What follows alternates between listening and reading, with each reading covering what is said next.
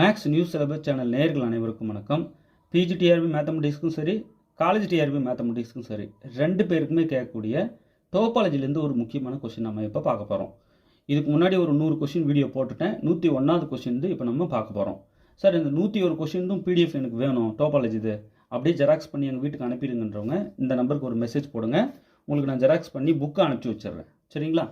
இதை விட பல மடங்கு டெஸ்ட் பேட்சில் நாங்கள் கொஸ்டின்ஸ் கொடுத்துட்ருக்கோம். டெஸ்ட் பேட்சில் இமீடியட்டாக ஜாயின் பண்ணுங்கள். இந்த மாதிரியான கொஸ்டின்ஸ் நிறையா நீங்கள் பார்க்கலாம், யூனிட் வைஸ் நிறையா. ஸோ அது டெஸ்ட் பேட்ச் ஜாயின் பண்ணுறவங்களும் இந்த நம்பருக்கு ஒரு மெசேஜ் போடுங்க. வாட்ஸ்அப்பில் காண்டாக்ட் பண்ணுங்கள், இல்லை கால் பண்ணுங்கள். கண்டிப்பாக நாங்கள் டெஸ்ட் பேட்சில் உங்களை ஜாயின் பண்ணி விட்றோம். ஓகே, சரி. இப்போது டோபாலஜியில் என்ன கேட்டிருக்காங்க ஒரு கொஸ்டின், இது பார்க்கலாமா? Let A subset of R. A வந்து ஆருக்கு சப்செட்டாக. சரி, அப்போ இந்த ஏ ஹோல் ஆராகவும் இருக்க வாய்ப்பு இருக்கா? எஸ், இருக்குது. ஏன்னா எந்த ஒரு செட்டும் அதுக்கே அது சப்செட் இல்லையா? அதனால் இந்த ஏ ஹோல் ஆராகவும் இருக்கலாம். சரிங்க, இங்கே வந்து R is subset itself, அதுக்கே அது subset. And f is a function from R to R, be continuous, which of the following statements are true அப்படின்னு சொல்லிட்டு கேட்குறாங்க. ஏங்கிறது ஆரோட சப்செட்டு, இந்த ஏ ஹோல் ஆராகவும் இருக்கலாம். எஃப்ங்கிறது ஆர்லேருந்து ஆருக்கு டிஃபைன் பண்ண ஒரு கண்டினியூஸ் ஃபங்க்ஷன் தான் இந்த எஃப். ஓகேவா? சரி, இப்போ என்ன கேள்வின்னா, கீழே வர இந்த நாளில் எது true? Which of the following statements are true அப்படின்னு சொல்லிட்டு கேட்குறாங்க. இப்போ ஃபர்ஸ்ட் ஒன் பார்க்கலாம். If A is closed then f of A is closed. இது தவறு. ஏ க்ளோஸ்டாக இருந்தால், ஏ எங்கே க்ளோஸ்டாக இருக்குது? இந்த ஆரில். இது க்ளோஸ்டாக இருந்தால் எஃப் ஆஃப் ஏ எங்கே இருக்கும்? இந்த ஆரில் இருக்கும்.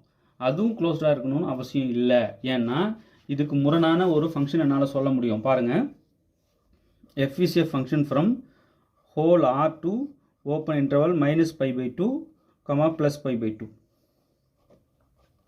defined by f of x equal to tan inverse x. இப்போ இந்த ஃபங்க்ஷன் எடுத்துக்கிறேன். tan inverse x என்ற ஃபங்க்ஷன் என்ன பண்ணும்? இந்த ஹோல் ஆரை ஓப்பன் இன்டர்வலுக்கு வந்து மேப் பண்ணுது. சரிங்க சார், ஏன் ஹோல் ஆர் எடுத்துக்கிட்டீங்க? இந்த ஆர் வந்து க்ளோஸ்டா? நாங்கள் என்ன சொல்லியிருக்கோம்? க்ளோஸ்டு தானே சொல்லியிருக்கோம். நீங்கள் ஹோல் ஆரே எடுத்துருக்கீங்க. எஸ், இந்த ஆர் க்ளோஸ்டு தானே. ஏன்ட்டு கமெண்ட்டில் சொல்லுங்க பார்க்கலாம். ஆர் வந்து set of all real numbers, R வந்து க்ளோஸ் செட். ஏன்னு சரியாக கமெண்ட் பண்ணுங்கள், ஒரே லைனில் சொல்லிடலாம். சரி, இது க்ளோஸ்டுன்றீங்க. இப்போ என்ன சொல்ல வரீங்க? எஃப் ஆஃப் ஆர் எங்கே இருக்குது? ஃபுல்லாக ஓப்பன் இன்டர்வல் -π/2 +π/2 போய் நிற்குது. இது ஆன்சர் ரேஞ்ச் என்னவா நிற்குது? ஓப்பனாக தானே போய் நிற்குது. அப்போ நீங்கள் என்ன சொல்கிறீங்க? ஏ க்ளோஸ்டாக இருந்தால் எஃப் ஆஃப் ஏ க்ளோஸ்டாக இருக்குன்னு சொல்கிறீங்களா? இல்லையே, இதோ ஓப்பனாக இருக்கே. ஆர் க்ளோஸ்டு தான், அதோட இமேஜ் ஓப்பனாக இருக்கு. ஸோ நீங்கள் ஃபஸ்ட்டு சொன்னது if A is closed then f of A is க்ளோஸ்டுன்னு சொன்னது தவறு. ரைட், ஓப்பனாகவும் இருக்கே. நான் ஒரு எக்ஸாம்பிளே கொடுத்துட்டேனே, tan inverse x. ஓகே, சரி. இப்போ ரெண்டாவது பாருங்கள். If A is bounded then f inverse of A is bounded. இப்போ எஃப் இன்வர்ஸ் ஏ எங்கே இருக்கும்? இந்த ஆரில் இருக்கும். அப்போ ஏ எங்கே இருந்திருக்கும்? இங்கே இருந்திருக்கும். சரிங்களா? இப்போ இந்த செட்டில் இருக்கிற சப்செட்டு தான் அந்த ஏ. அந்த ஏ பவுண்டடாக இருந்தால் எஃப் இன்வர்ஸ் ஏவும் பவுண்டடாக இருக்கும் அப்படின்னு சொல்கிறாங்க. இல்லை, தவறு. ஏன்னு சொல்கிறேன் பாருங்கள். F is a function from whole R to R. ஆர்லேருந்து ஆருக்கு டிஃபைன் பண்ண ஒரு மேப் தான் f. Defined by f of x equal to constant function. C, every constant function is, அவங்க என்ன கேட்டிருந்தாங்க? பவுண்டட் தான் கேட்டுட்ருக்காங்க. ஸோ எந்த ஒரு கான்ஸ்டன்ட் ஃபங்க்ஷனும் பவுண்டட்னு நமக்கு நல்லா தெரியும் இல்லையா? ஏன் பவுண்டட்னு கமெண்ட்டில் சொல்லுங்க பார்க்கலாம். Every constant function is every constant function bounded. Yes அப்படின்னா ஏன் அப்படின்ட்டு கமெண்ட்டில் கரெக்டாக சொல்லுங்கள். ஓகே, எந்த ஒரு கான்ஸ்டன்ட் ஃபங்க்ஷனும் பவுண்டட் ஃபங்க்ஷன். இதோட இன்வர்ஸ் இமேஜ், இப்போ இதோட எஃபோடைய ஹோல் இமேஜ் எங்கே இருக்கும்? இந்த ஆரில் இருக்கும். எங்கே இருக்கும்? சிங்கிள் பாயிண்ட் சிக்கு. இது ஒரு சிங்கிள்டன், ஒரு சிங்கிள் செட்டு. இது singleton set, constant function.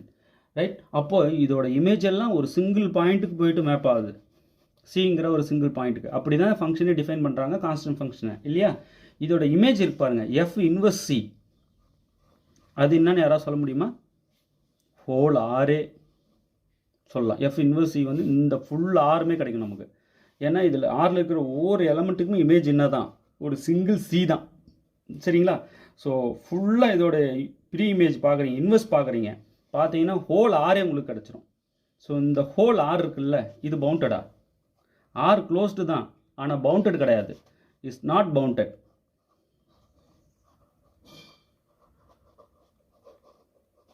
Right, அப்போது ஒரு பவுண்டட் செட்டு எடுத்துக்கிறீங்க.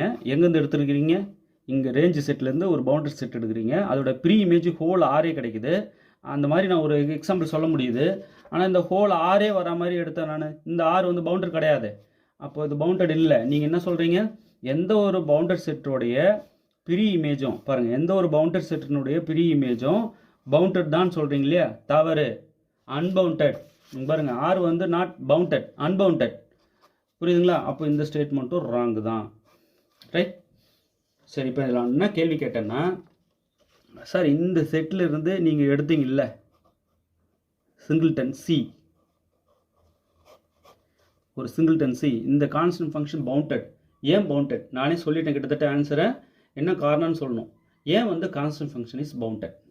இப்போது இந்த சிங்கிள் எலமெண்ட்டுக்கு மேப் ஆகிற அத்தனைக்கும் ப்ரீ இமேஜ் என்னன்னு பார்க்குறீங்க, அப்படியே பேக் வரீங்க, ஹோல் ஆரே கிடச்சிரும். அப்போ அந்த இன்வெர்ஸ் இமேஜ் பார்க்குறீங்க. இந்த பவுண்டட் செட்டுக்கு இந்த சிங்கிள்டன் சி இருக்கு இல்லையா, இதான் அந்த ஏ. ஸோ அதுக்கு ப்ரீ இமேஜ் பார்த்தா ஹோல் ஆரே கிடைக்குது. அப்போ எஃப் இன்வெர்ஸ் ஏன்றது ஹோல் ஆரை நாங்கள் காட்டுறேன். இப்போது கான்ஸ்டன்ட் ஃபங்க்ஷனுக்கு காட்டும்போது என்ன ஆகுது, அந்த ஹோல் ஆர் பவுண்டட்னு சொல்கிறது தவறு தானே. ஹோல் ஆர் பவுண்டட் கிடையாது. ஏன் ஹோல் ஆர் பவுண்டட் கிடையாது? கமெண்ட்டில் சொல்லுங்க பார்க்கலாம். ஸோ ஆப்ஷன் பியும் ராங், ஆப்ஷன் ஏவும் ராங். ஓகேங்களா? இப்போ அடுத்தது வருவோம். Option C, if A is closed and bounded then f of A is closed and bounded. Yes, C option வந்து ட்ரூ. ஏன் அப்படின்னா, ஏ வந்து க்ளோஸ்ட் அண்ட் பவுண்டடாக இருந்தால் அதோட இமேஜ் பாருங்கள். இப்போ இந்த ஏங்கிறது எங்கே இருக்கும், இந்த ஆரில் இருக்கும். அந்த எஃப் ஆஃப் ஏங்கிறது எங்கே இருக்கும், இந்த ஆரில் இருக்கும். ஸோ ஏ வந்து க்ளோஸ்ட் அண்ட் பவுண்டடு எங்கே? இப்போ நம்ம கான்செப்ட் டிஸ்கஸ் பண்ணிகிட்டு இருக்கோம் எல்லாத்தையும் ஆரில், செட் ஆஃப் ஆல் ரியல் நம்பர்ஸில் தான் எல்லா டிஸ்கஷனும் இப்போ போயிட்டுருக்கு. இப்போ ஏ வந்து க்ளோஸ்ட் அண்ட் பவுண்டட்னா காம்பேக்டா, ஏ வந்து காம்பேக்ட் ஆகிடுது. Continuous image of compact set is காம்பேக்டா. அப்போ இதுவும் ஒன்று ஆகிடுது, காம்பேக்ட் ஆகிடுது. காம்பேக்ட்னா closed and bounded, closed and பவுண்டட்னா காம்பேக்ட் ஆரில். சொல்கிறது புரியுதுங்களா? இப்போ டோபாலஜிக்கல் ஸ்பேஸ் எடுத்துப்போமே, அதில் க்ளோஸ்ட் அண்ட் பவுண்டட்னாலே காம்பேக்டாக இருக்கணும்னு அவசியம் இல்லை. ஆனால் இங்கே ஆரில் கண்டிப்பாக எந்த ஒரு க்ளோஸ்ட் அண்ட் பவுண்டட் செட்டும் கண்டிப்பாக காம்பேக்டாக இருக்கும். எந்த ஒரு காம்பேக்ட் செட்டையும் நம்ம க்ளோஸ்ட் அண்ட் பவுண்டட்னு சொல்லிடலாம், if and only if case. இப்போ நான் இதை காம்பேக்ட்னு எடுத்துக்கிறேன், க்ளோஸ்ட் அண்ட் பவுண்டட் தானே, காம்பேக்ட் ஆகிடுது. Continuous image of compact set is காம்பேக்ட்னு நமக்கு ஒரு தியரமே இருக்குது. அப்போ எஃப் ஆஃப் ஏ வந்து என்ன ஆகிடுது, காம்பேக்ட் ஆகிடுது. இப்போ தான் சொன்னேன் காம்பேக்ட்னா க்ளோஸ்ட் அண்ட் பவுண்டட்னு. Yes, closed and bounded. Option C தாங்க இதுக்கு correct. Okay, most suitable answer வந்து என்னது இதுக்கு, ஆப்ஷன் சி. நல்லா ப்ராக்டிஸ் பண்ணிக்கோங்க.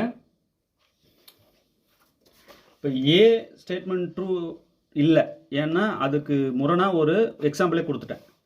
நீங்கள் வந்து க்ளோஸ்டு எடுத்துக்கோங்க, மேப்பு பாருங்கள் ஓப்பனாக இருக்குது, tan இன்வெர்ஸ் எக்ஸ் ஃபங்க்ஷனு.